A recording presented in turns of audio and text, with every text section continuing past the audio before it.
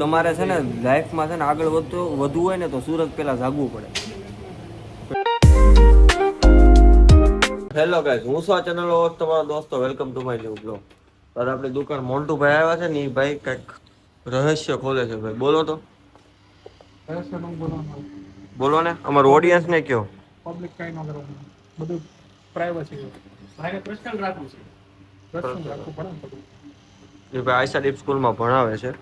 નહીં, આશાદીપમાં નહીં, આશાદીપની અંદર આપણું સીએ નું ક્લાસીસ છે, એમાં તમારે સીએ ના ક્લાસીસમાં છે. મતલબ હવે ભણાવે છે, બ્રાન્ચ મેનેજર છે, ભણાવતા નથી, એડમિનના બ્રાન્ચ મેનેજર છે. કોઈને એડમિટ લેવું હોય બીજા સાહેબ પાસે રાખજો. કરિયર કાઉન્સેલિંગ આપીએ છીએ, જેને પણ જરૂર હોય કરિયર કાઉન્સેલિંગ. આપણે 10 ધોરણ પછી શું કરવું, 11, 12 સાયન્સ, કોમર્સ, આર્ટ્સમાં જવું છે કે 12 ધોરણ કમ્પ્લીટ કરી આપણી પાસે જેટલી 365 વર્ષ દિવસ આવે, 365 ડિગ્રીઓ પણ કરતાં વધારે નોલેજ છે. તમારે જોતું હોય તો મળી શકે ગમે ત્યારે. Thank you. એ ભાઈ એનું પ્રમોશન કરાવી લીધું. ગૂગલ પે કરી દો, અમે ભાઈ પડ્યું ને એમાં, ફોન પે માં કેટલા કરશે? 5000 રૂપિયા.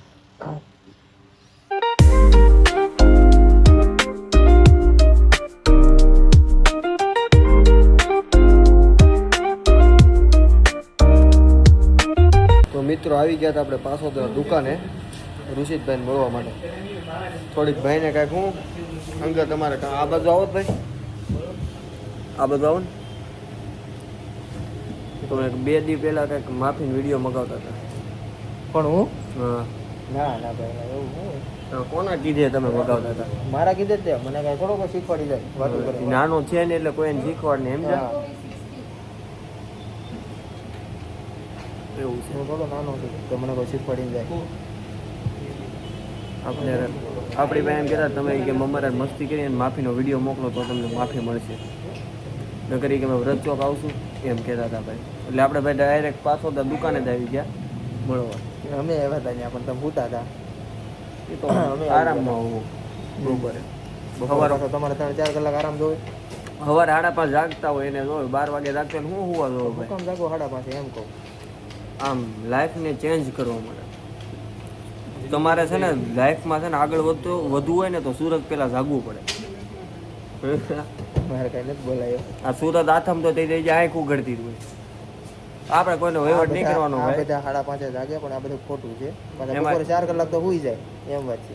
જવાબદારી હોય ને જવાબદારી, જાગ્યા પછી હુવાનું નહીં રાતે. મેં વાંચ્યું હતું કે તમારે સક્સેસફુલ પર્સન બનવું હોય ને તો સુરત પહેલા ઉઠી જવાનું, બસ એટલું વાંચ્યું હતું.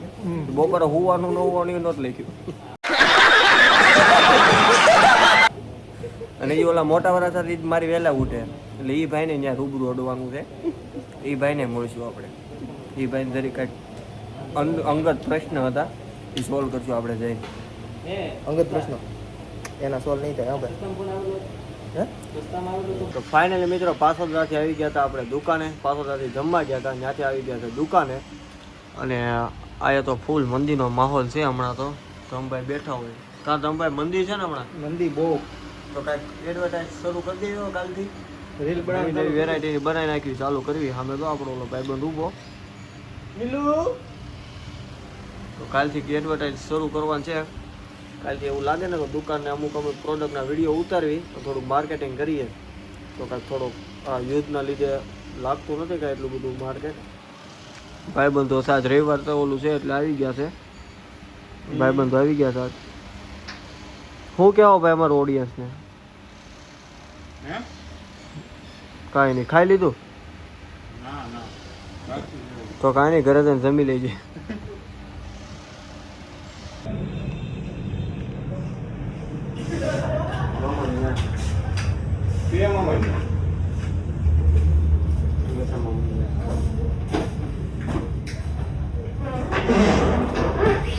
તો ફાઇનલી મિત્રો આપણે ઘરે આવી ગયા છે. તો થકાઈ ગયું છે ફૂલ, આખું શરીર દુખે છે એટલે ભૂલી જવાનું છે. તો મળીએ તમને નવા વિડીયોમાં. જો વિડીયો ગમે તો લાઈક કરજો, શેર કરજો, યુટ્યુબ ચેનલને સબસ્ક્રાઈબ કરજો. ત્યાં સુધી જય Shri Krishna. Thank you for watching. By.